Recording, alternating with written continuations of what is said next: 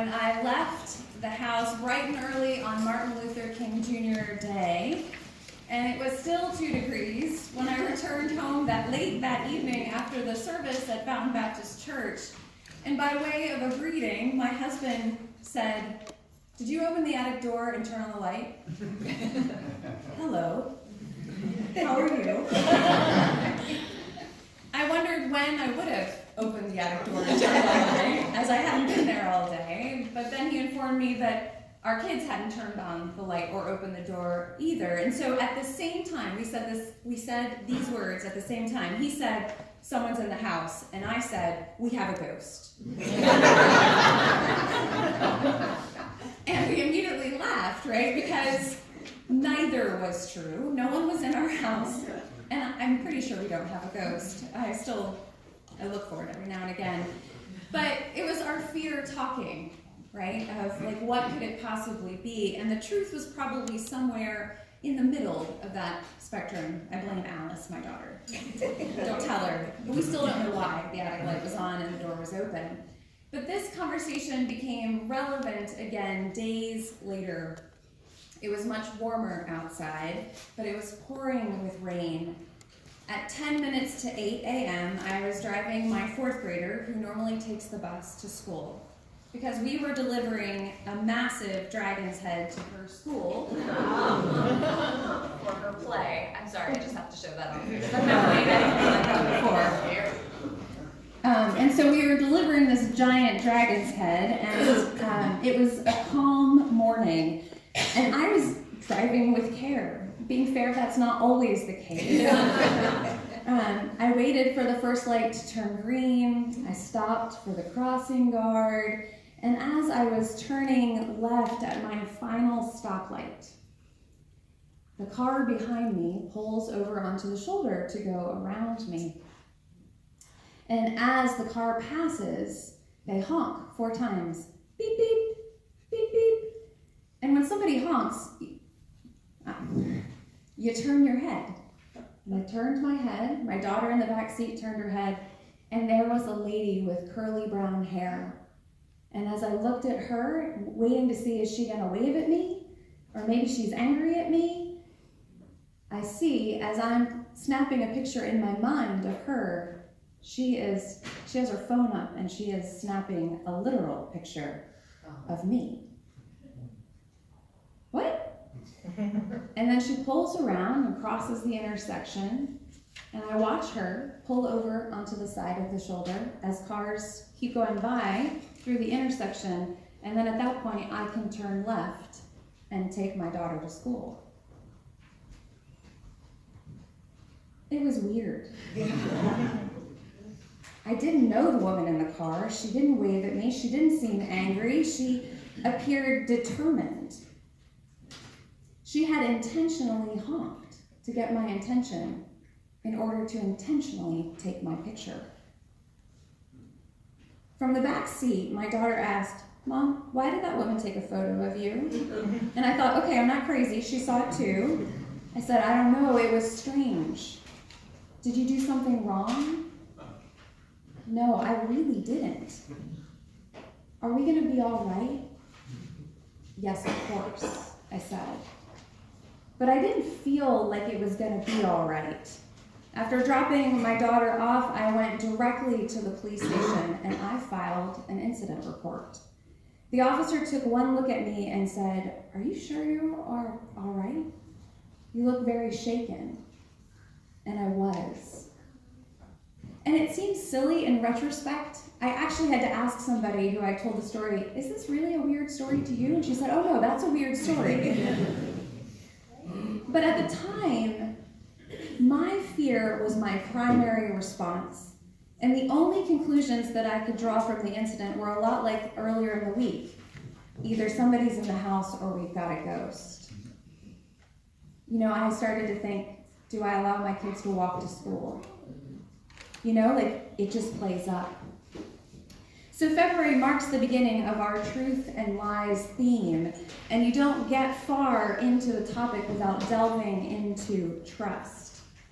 And boy, oh boy, ask any 10 people in any room about their experiences of trust and distrust, and you see that we've all got our issues. Wild animal trainer Steve Irwin once said, "Crocodiles are easy. They try to kill you and eat you. People are harder. Sometimes they pretend to be your friend first."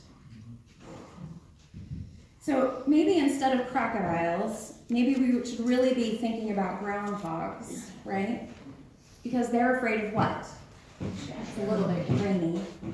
They're afraid of their shadows.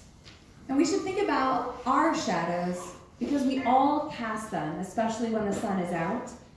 And the question for you all is, how does it feel to walk into someone else's shadow? How does it feel to walk into someone else's shadow?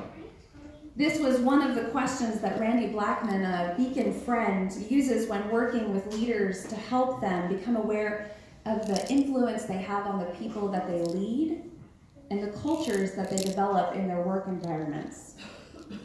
So let me ask you, just think about a time when you have walked into the shadow of your boss, maybe your favorite boss, or your least favorite boss. What is it like to walk into the shadow of your parent or your neighbor? Maybe you notice what it's like to walk with them. Maybe you don't. And that can tell you a lot about how you trust them or not. But if you really want to be courageous, the next time you are with a loved one, ask them, how do you feel when you walk into my shadow? And the answer may tell us a lot about how much or how little we are trusted. Scientist John Gottman has a lot to say about trust. He spent 40 years studying thousands of couples, and he discovered that trust isn't built in grand gestures. On Facebook and YouTube, I see all sorts of videos of these grand gestures of huge asks to the prom or to be married, right? You see these huge things. But in fact, trust is fostered over a long time and through very small acts. Someone once said that they trusted someone because they always remembered their name. A very small act. In any relationship, you have to build what Gottman calls trust reservoirs. Our kids might know them better as marble jars. It's all the rage in elementary schools. These marble jars that they put one marble in for each time that they win with their intention, where they meet their intentions. So how do you earn marbles in a trust jar? Or Gottman would say, how do you fill up a reservoir, a trust reservoir? Well, you do it, he says, by noticing the sliding door moments in life and responding to them. You notice them and you respond to them. And he calls sliding door moments those moments that are almost throwaways, right? They're off-the-cuff words or actions that invite another person to pay attention. Brené Brown, the shame researcher, shares a sliding door story about a partner who had waited all day, to get into bed and to read the last chapter of their mystery novel. You've had this moment? Yeah. Right? And as they're finishing brushing their teeth, they notice that their partner gives a big sigh. And they have to decide, am I going to ignore the sigh and read my book? Or am I going to ignore my book and pay attention to the sigh? Tough, right? I'm just telling you, I'm going with the book. Like, end of the day, I have nothing to give. Let me read my book. I'll come back in the morning, right? I'm horrible at this. But this is a sliding door moment. Gottman says that we must look for these invitations because they are gateways to building trust. And the hardest part, because I really do want to read my book, is to choose not to connect in that moment can be a betrayal of trust. It can be a betrayal. So this is true in our relationships with one another, but it's also true for our country. So my question is, what's it like to walk into the shadow of racism? of oppression, of poverty. Reverend Dr. William Barber sent me and thousands of others who were involved in the Repairers of the Breach movement. Think about that word, Repairers of the Breach, that phrase. He sent us a message this week highlighting February 1st, which marks National Freedom Day. It's the day that President Abraham Lincoln signed the 13th Amendment abolishing slavery. National Freedom Day was established by Major Richard Robert Wright, Sr., a former slave who wanted to celebrate the freedom of all Americans. But I ask you, what's it like to walk into America's shadow, and how is America's trust reservoir looking these days? Yeah.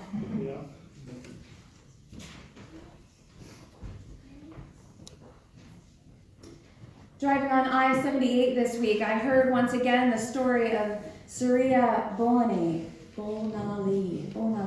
Anybody remember Surya? Oh, yeah. Oh yeah, French figure skater in the 1990s. The story was on Radiolab if you want to hear it in full. But Surya was this bold, powerful, really fast, and she was able, figure skater, she was able to execute and land the most difficult jumps with ease. She could flip, she could do a backflip on the ice and land on one leg. She was also black in an overwhelmingly white sport, one in which her type of athleticism was not valued.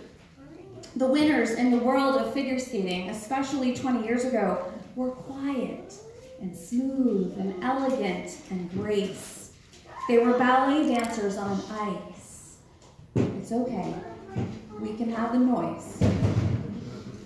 It's kind of like, I was listening to this interview and they were saying that, if you wanted to be a good figure skater, it had to sound on ice like there was no sound whatsoever. And I often feel like that's how people feel like it should be in a sanctuary, that there should be no sound whatsoever, when in reality there's a lot of sound going on in any given moment.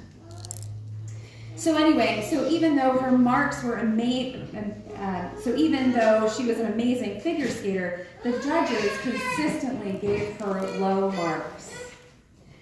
And all those words that they used to describe her figure skating were a little more loaded. Raw talent, too muscular, not elegant enough, hasn't been refined. And the question for her was, is this legitimate criticism or is this racism? So she would say to reporters who asked her, never mind, that's life, I'm used to it. But Surya wanted to win, so she listened to the rules of the figure skating judges, and Surya switched coaches and became a different type of figure skater. If you watch her on YouTube before and after, you can see that she really changed her style of figure skating. You can see the difference.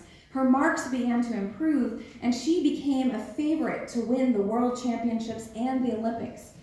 But nevertheless, again and again, she never made it to one. She always made it to two.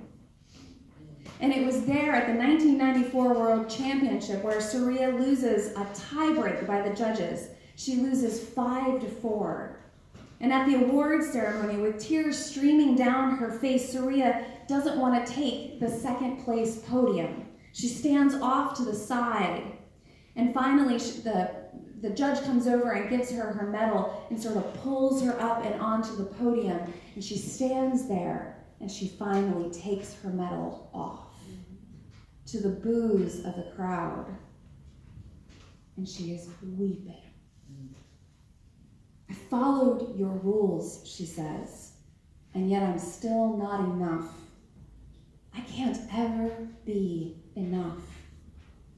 And so she calls BS. Many called her in that moment a poor sportsman. What they didn't understand was the drought in Surya's trust reservoir. Because being on the receiving end of racism makes you second guess every interaction you have. It makes you distrustful because you understand that crocodiles often pose as friends So Brené Brown says that there are two essential components of trust, and they are reliability and integrity. Just so that you can hear this in full. Reliability means that I can trust you if you can own your mistakes, if you can apologize, and if you can make amends. Integrity means choosing courage over comfort. Oof. Choosing what's right over what's easy, and practicing values, not just professing them. Without them, without these two things and several others, it is not a trusting relationship, and that is how it was for Saria. Now, I've heard countless testimonials of Unitarian Universalists of color just this week on a panel of Black Lives of UU who have likewise called BS on some of our congregations on Unitarian Universalism. They are waiting for us to keep our promises and to start putting marbles in the trust jar. And the question is, how are we, their congregations, their faith traditions, how are we repairing the breach? How are we earning trust? Are we reliable? Where is our integrity? As I sit daily with the fullness of those questions, with the immensity of that, I came across a quote. It is printed in your order of service. A bird sitting on a tree is never afraid of the branch breaking.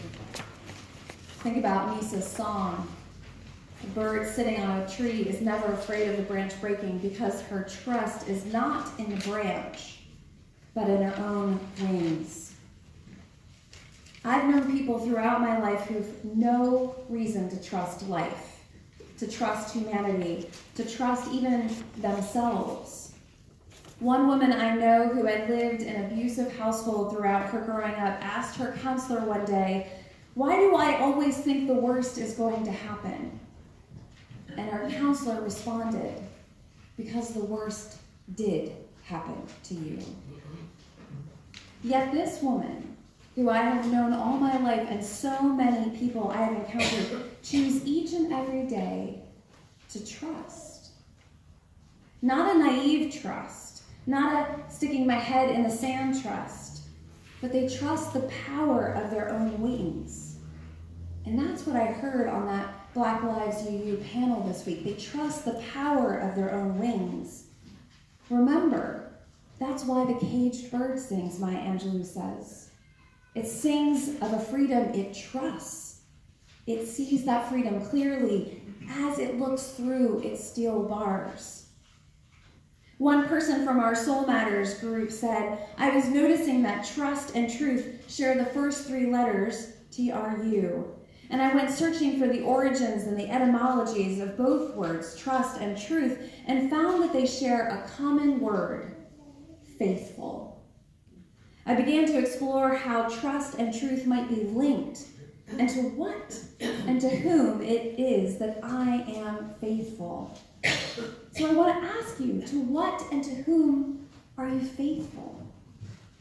That's the questions that we must ask each other each morning. And at the end of the day, to look through the days, to look through our actions, and to ask ourselves if we have been faithful. Have we been filling the reservoir? For some of us, it is hard to be faithful, and yet the words of Rumi ring true. As you start out on the way appears. And that reminds me of a scene from an Indiana Jones movie. It's the third one with Sean Connery, who's playing his dad, and they are searching, of course, for the cup of Jesus. And Indiana is tested. There are 3 trials. Do you remember this? You go in there with me? Because somebody's like, I've never seen that movie, nor will I. But there are 3 trials. And the first one is to learn what a penitent man is, right? For only a penitent man shall pass.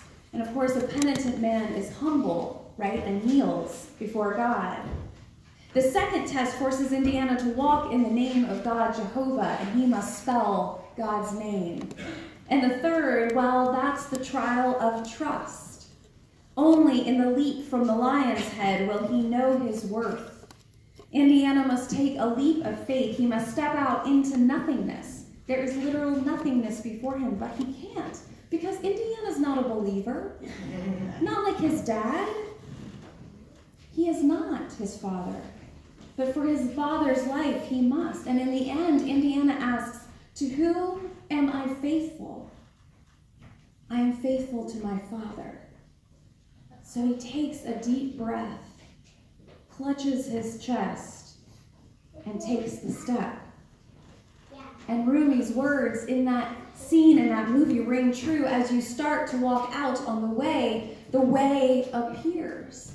He doesn't fall into nothingness. The way appeared. And I just like to note in this moment that I'm pretty sure this is the first time an Indiana Jones movie has been used as scripture. So it happened here first. I hope that all of you feel lucky. But that was a powerful scene for me, and it came back to me that day that passerby took my photo. Because fear and distrust and paranoia I saw could be my way. If I walked out onto that path, it would create a life of exactly the thing that I most feared. And so I had to stop myself. I was smart. I went to the police, I filed a report, but I decided consciously in that moment that fear was not going to rule my life. To whom and to what am I faithful? To trust in life. To trust in life. Amy Lloyd says, today I want to greet joy without a trace of suspicion. And that is not being naive. That is trusting in our wings. So let that be our prayer and our practice today. Let that be the way that we leap out onto. Amen.